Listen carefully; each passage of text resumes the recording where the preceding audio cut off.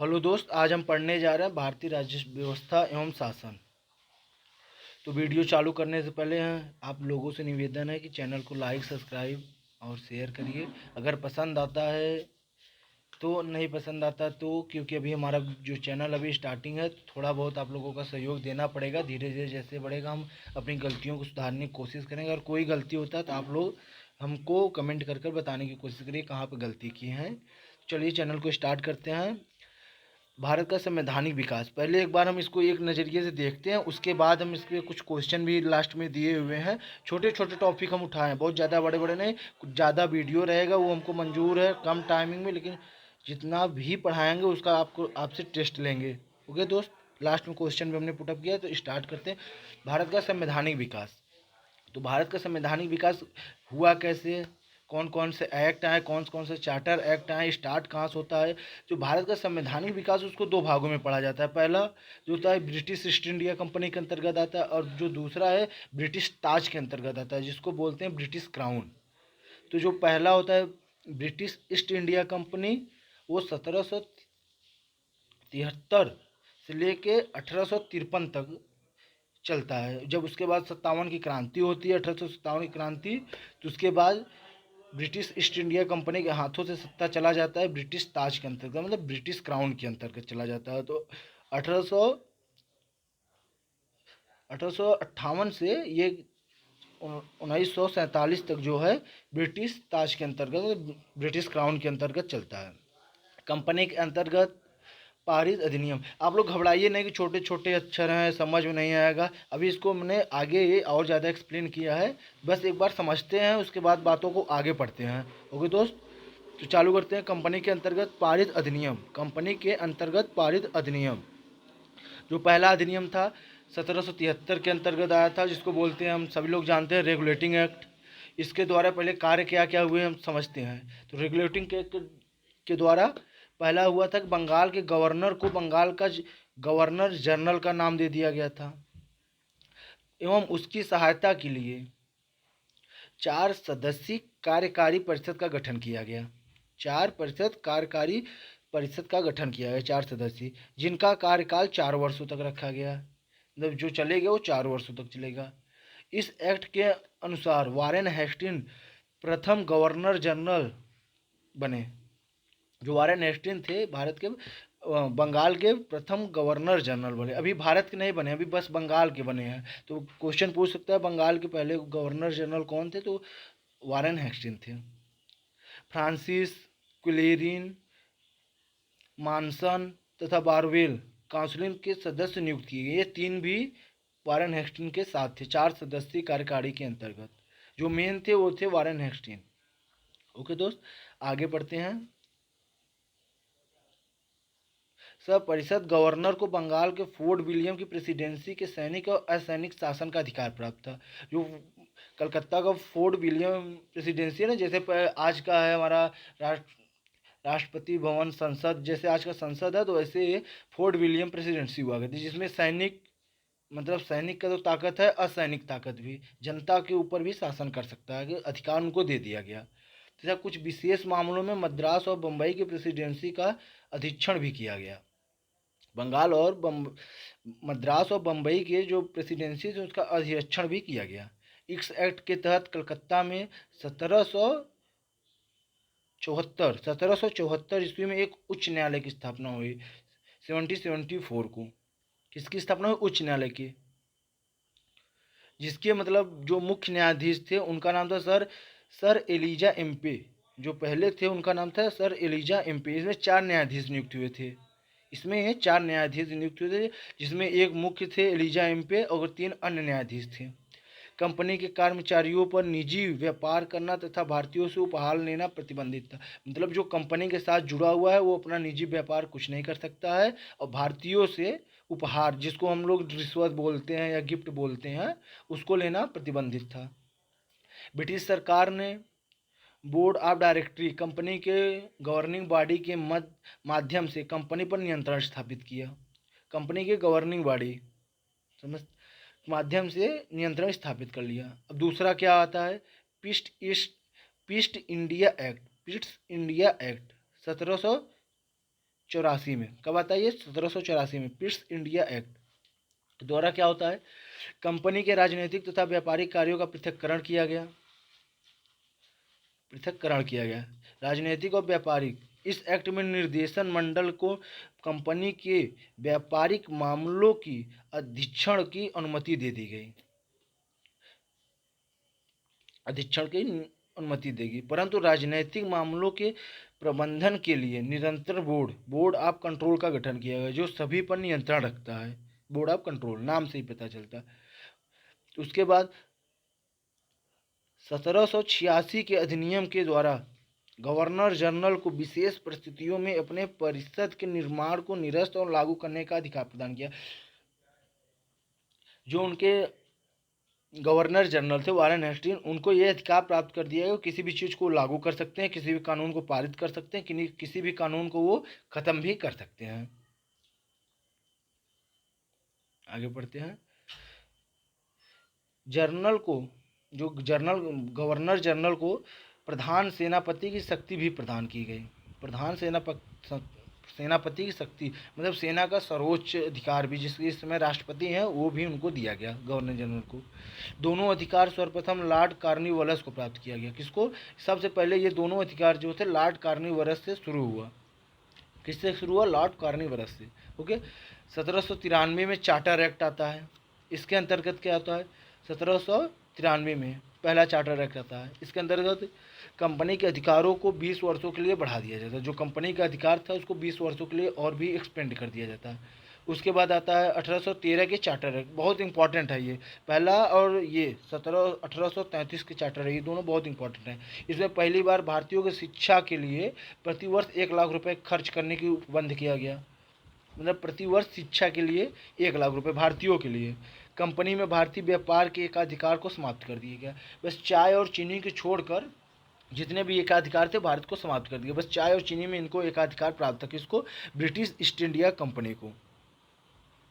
फिर आता है 1833 का चार्टर एक्ट। ये भी बहुत इंपॉर्टेंट है दोस्त। 1833 के चार्टर एक्ट, इसके द्वारा बंगाल के गवर्नर को संपूर्ण भारत का गवर्नर जनरल बना दिया था। ये भी क्वेश्चन पूछता है किस एक्ट के अंतर्गत बंगाल के गवर्नर जनरल को संपूर्ण भारत का गवर्नर जनरल बना दिया? 1833 में। और बनाया सबसे जब बनाया गया तो पहले कौन थे? William Bentinck. ये याद रखिएगा। गवर्नर जनरल बना दिया गया। इस एक्ट के तहत, इस चार्टर एक्ट की धारा 87 के अनुसार कोई भी भारतीय केवल धर्म, जन्मस्थान, वंश एवं वर्ण के आधार पर सरकारी सेवाओं से जो जन्म, धर्म, कर्म आदि वंशागत भेदभाव के आधार पर सरकारी नौकरियों से अयोग्य नहीं रहेगा। मतलब सब कुछ सरकारी नौकरियों को बराबर मिलेगी। देश की शासन प्रणाली का केंद्रीकरण कर दिया गया। लॉर्ड विलियम बेंटिंक भारत के प्रथम गवर्नर जनरल थे। कौन? Lord William Bentinck. ये क्वेश्चन पूछता है भारत के प्रथम गवर्नर जनरल कौन थे? Lord William Bentinck. कंपनी के समस्त व्यापारिक कार्य समाप्त कर दिए गए। मतलब अब क्या होता है, जो कंपनी का पूरा मतलब एकाधिकार समाप्त कर दिया जाता है। भविष्य में उसे केवल राजनीतिक कार्य ही करना होता है। भविष्य में केवल वो राजनीतिक कार्य कर सकता है। गवर्नर जनरल की परिषद में एक कानून सदस्य, चौथा सदस्य को सम्मिलित किया जाता है, जिसको मैकाले जो थे उनको ऐड किया जाता है। उनको किस लिए ऐड किया जाता है? शिक्षा के लिए। मैकाले को बोला शिक्षा के भारत में शिक्षा के जनक मैकाले को बोला जाता है। ये भी क्वेश्चन पूछता है कि शिक्षा के जनक भारत में किसको माना जाता है? तो मैकाले थे। ओके। इस एक्ट के तहत सपरिषद गवर्नर जनरल को पूरे भारत के लिए कानून बनाने का अधिकार दे दिया गया। मतलब जो पूरे भारत सह परिषद का जो गवर्नर जनरल था उसे पूरे भारत का कानून बनाने का अधिकार प्राप्त हो गया। इस एक्ट में नियुक्तियों के योग्य संबंधित मापदंड अपनाकर भेदभाव को समाप्त कर दिया गया। मतलब जो भेदभाव थे भारतीयों और अंग्रेजों के, कुछ हद तक समाप्त तो अब तक नहीं हो पाया है पूरी तरीके से, लेकिन कुछ हद तक समाप्त कर दिया गया। 1853 के चार्टर एक्ट, इसमें क्या होता है? विधायी शक्तियों को कार्यपालिका शक्ति से पृथक करने की व्यवस्था की गई। जो विधायकी शक्ति और कार्यपालिका शक्ति से पृथक करने की व्यवस्था की गई। विधि निर्माण हेतु भारतीय केंद्रीय परिषद की स्थापना की गई। विधान परिषद की जिसको बोलते हैं, और जो IAS PCS सब बोलते हैं, पहले सिविल ICS हुआ करता था 1935 में। सिविल सेवकों को भर्ती एवं चयन हेतु खुली प्रतियोगिताओं का शुभारंभ चालू हो गया, मतलब खुली भर्ती हुआ करती थी। अब देखते हैं 1773 के रेगुलेटिंग एक्ट जो आया था, उसके बारे में कुछ समझने की कोशिश करते हैं। चीज़ वही है जो अभी तक पढ़े हैं, वही है, थोड़ा बारीकी से बड़े बड़े अक्षरों में समझने की कोशिश करते हैं। अभी तक आप लोगों को समझ में नहीं आया होगा, अब ध्यान देते हैं।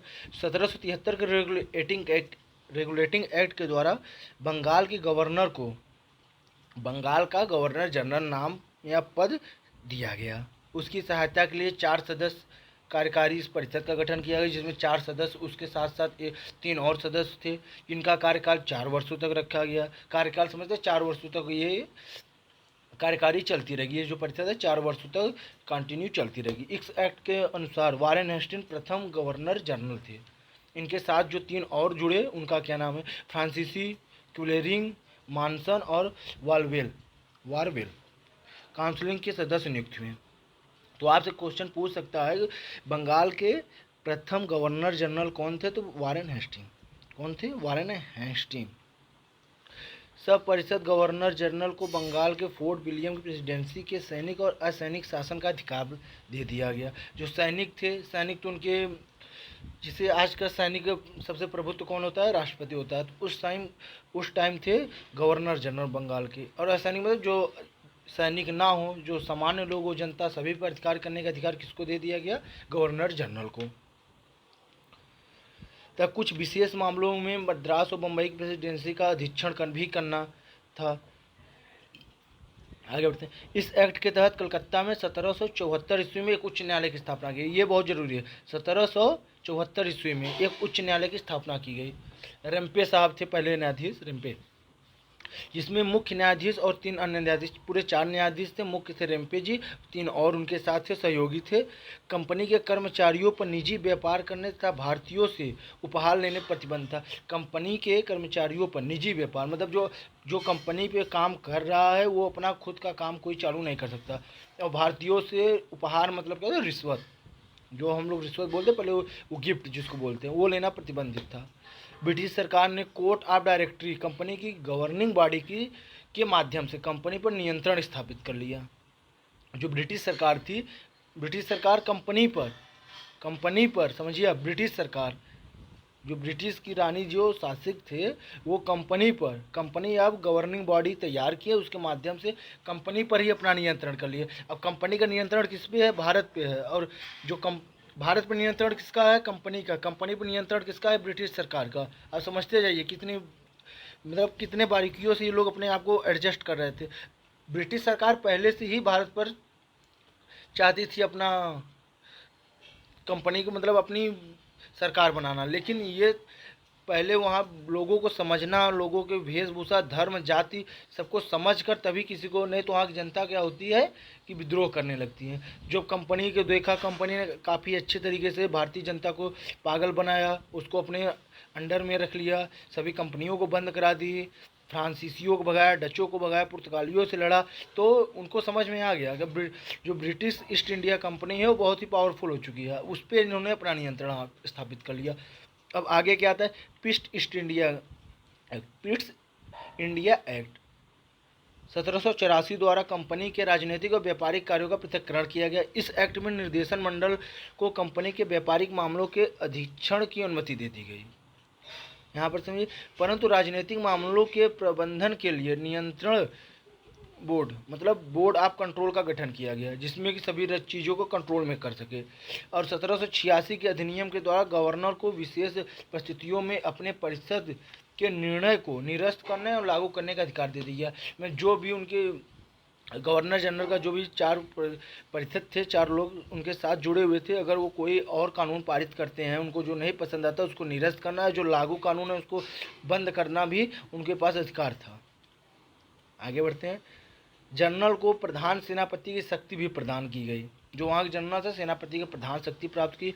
ये दोनों अधिकार सर्वप्रथम लॉर्ड कार्नवालिस को मिला। ये जो दोनों अधिकार थे सबसे पहले किसको मिला था? लॉर्ड कार्नवालिस को प्राप्त हुआ। वारेन हेस्टिंग्स को ये सब नहीं मिला क्योंकि वो उस टाइम नहीं थे।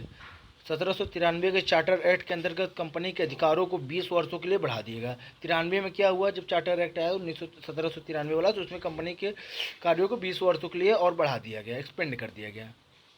अब अगला आता है 1813 के चार्टर एक्ट। ये बहुत जरूरी है। इसके द्वारा क्या हुआ, पहली बार भारतीयों को शिक्षा पर प्रतिवर्ष 1 लाख रुपए खर्च करने का उपबंध किया गया। कितना, 1 लाख रुपए खर्च करने का उपबंध किया गया।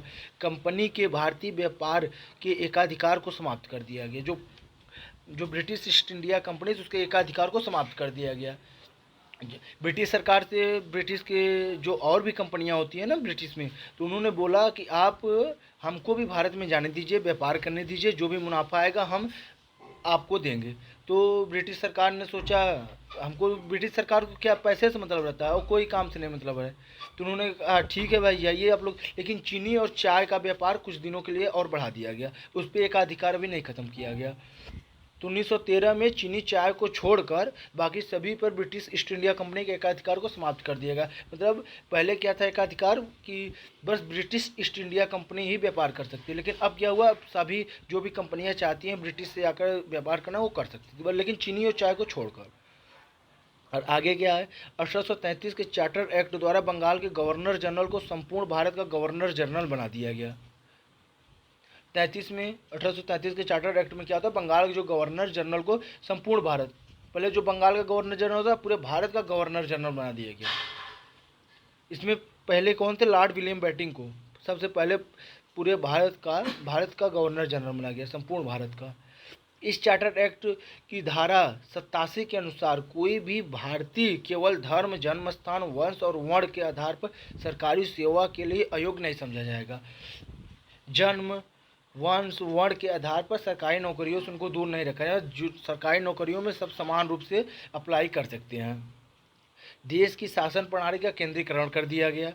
लॉर्ड विलियम बेंटिंक भारत के प्रथम गवर्नर जनरल थे। कंपनी के समस्त व्यापारिक कार्य समाप्त कर दिए गए तथा भविष्य में उसे केवल राजनीतिक कार्य। 33 में क्या होता है, अब जो चीनी और चाय का एकाधिकार प्राप्त हो उसको भी समाप्त कर दिया गया, उसको भी समाप्त कर दिया गया। अब बस ये राजनीतिक कार्य ही कर सकते थे। क्या राजनीतिक कार्य, गवर्नर जनरल की परिषद में एक कानूनी सदस्य, चौथा सदस्य जिसको बोलते हैं, गवर्नर जनरल की जो परिषद में 4 सदस्य होते थे, एक और चौथा सदस्य को सम्मिलित किया गया जिसका नाम था सर मैकाले। मैकाले को क्या बोला, शिक्षा का, भारत में शिक्षा का जनक बोला जाता है मैकाले को। इस एक्ट के तहत सब परिषद गवर्नर जनरल को पूरे भारत के लिए कानून बनाने का अधिकार प्राप्त किया गया था। मतलब जो वहाँ के सब परिषद का गवर्नर जनरल था, पूरे भारत का कानून बना सकता था, कोई भी अधिकार, कोई भी एक्ट पास कर सकता था।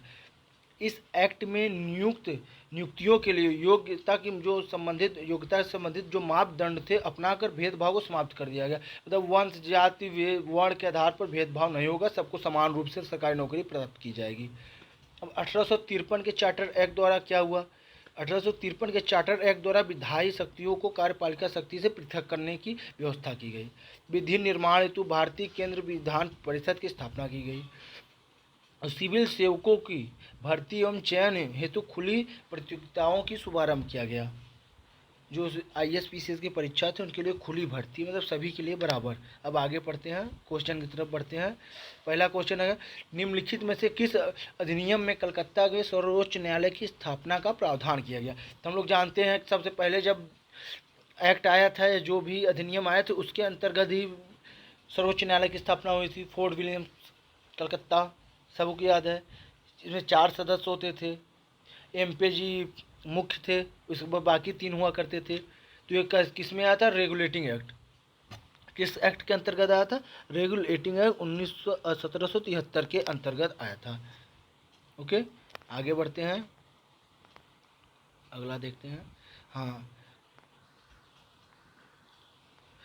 1773 के रेगुलेटिंग एक्ट में कलकत्ता में सर्वोच्च न्यायालय की स्थापना की गई। किसकी सर्वोच्च न्यायालय, इसमें सर एलिजा एम्पे ने सर्वप्रथम मुख्य न्यायाधीश थे। कौन थे, एलिजा एम्पे। आगे बढ़ते हैं, दूसरा क्वेश्चन पे आते हैं। सूची 1 तथा सूची 2 को सम्मिलित कीजिए तथा सूची के नीचे दिए हुए कूट को सही मिलाइए। तो आइए हम समझते हैं क्या होता है। नियंत्रण परिषद की स्थापना, सर्वोच्च न्यायालय की स्थापना, इंग्लिश मिशनरियों को भारत में कार्य करने की अनुमति,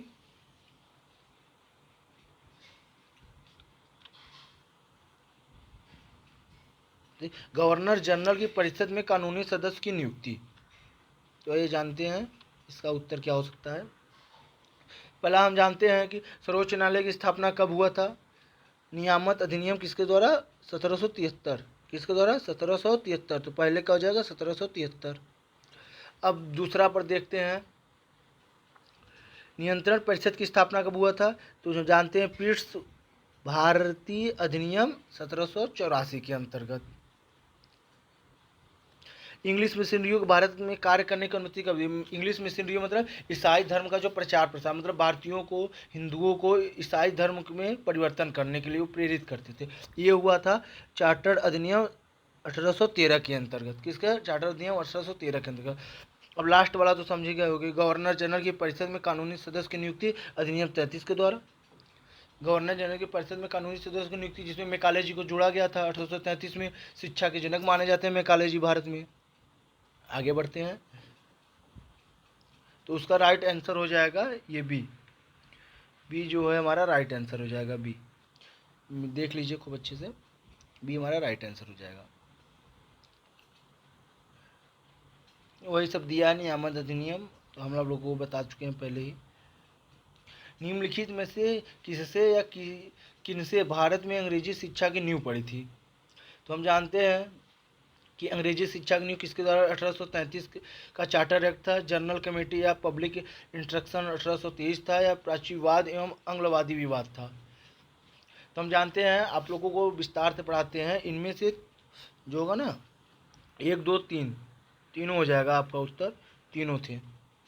एक बार आप अच्छे समझ लें तो आगे बढ़कर हम आप लोगों को सुना। 1813 का चार्टर एक्ट के द्वारा हुआ था, सभी जानते, इसमें 1 लाख रुपए प्रति वर्ष खर्च करने के लिए मिला, मतलब दिया जाता था। जनरल कमेटी या पब्लिक इंस्ट्रक्शन था।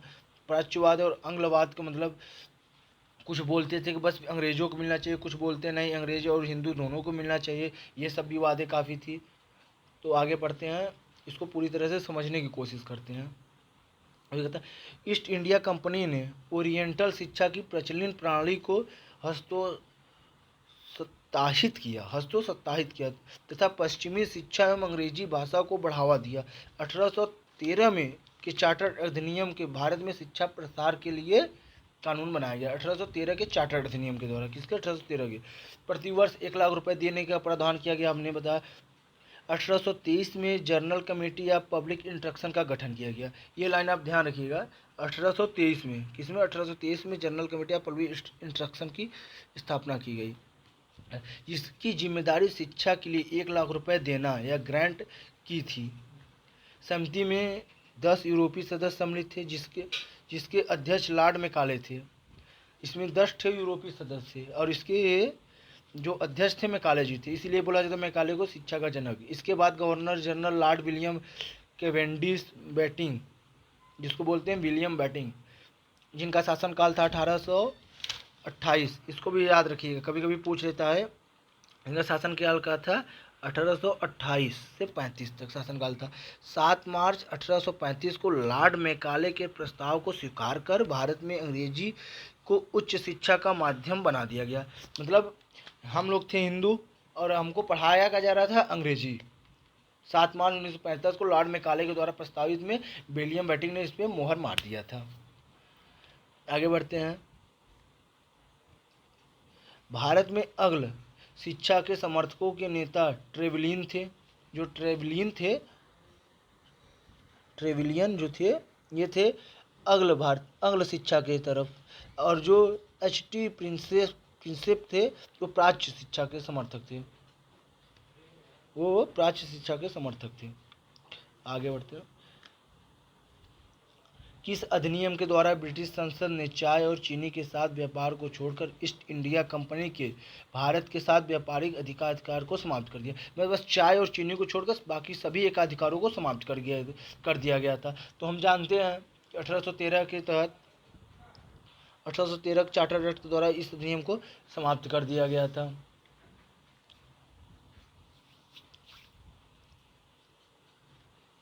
आगे बढ़ते हैं, इसमें लिखा 1813 के चार्टर अधिनियम के माध्यम से ब्रिटिश संसद ने, किसने, ब्रिटिश संसद ने, ब्रिटिश सरकार ने चाय और चीनी के साथ व्यापार को छोड़कर ईस्ट इंडिया कंपनी के भारत के साथ व्यापारिक एकाधिकार को समाप्त कर दिया, जबकि 1833 में चाय और चीनी को भी समाप्त कर केवल राजनीतिक कार्य में ही रहने, मतलब वो राजनीतिक कार्य ही कर सकते थे। आगे बढ़ते, पांचवा और लास्ट क्वेश्चन हम लोग का, कि इस अधिनियम से भारतवासियों को अपने देश के प्रशासन में कुछ हिस्सा लेना संभव था। तो हम जानते हैं किसमें लागू हुआ था, भारतवासियों ने अपने देश प्रशासनिक में, प्रशासन मतलब सरकार में हिस्सा लेना किस अधिनियम के द्वारा हो सकता था, चार्टर 1833 के अनुसार। और इंडियन काउंसिलिंग एक्ट मतलब अध्यादेश जारी करना, ये किसको आदेश था, गवर्नर जनरल को। चार्टर एक्ट 1833 की धाराओं में सबसे महत्वपूर्ण धारा की संख्या 87 थी, जिसमें यह कहा गया था कि किसी भी भारतीय अथवा क्राउन की देशज प्रथा को अपने धर्म, जन्म स्थान, वंशानुक्रम, वर्ग अथवा इनमें से किसी एक कारणवश कंपनी के अधीन किसी स्थान, पद अथवा सेवा के अयोग्य नहीं माना जाएगा। मतलब जन्म, धर्म, वंशागत, वर्ग, इन सब के आधार पर आपको कंपनी में जितनी भी नौकरियां निकलती थी या वैकेंसी जिसको बोलते हैं निकलती थी, उसके लिए आपको अयोग्य नहीं माना जाएगा। कालांतर में राजनीतिक आंदोलन में 1833 एक्ट की यह धारा प्रशासन में भागीदारी हेतु मुख्य आधार बनी, 1833 के मुख्य आधार बनी। तो हम शाम तक कोशिश करते हैं कि इसका आगे का वीडियो हम नेक्स्ट कर सकें। अगर आप लोग हमारे साथ अपना प्यार बनाए रहेंगे, हमारे चैनल को सब्सक्राइब करें और हमारे वीडियो को ज़्यादा से ज़्यादा शेयर और लाइक करें, जिससे कि हमारे थोड़ी बहुत मोटिवेशन बना रहे। आप लोगों से मिलते हैं हम नेक्स्ट वीडियो में।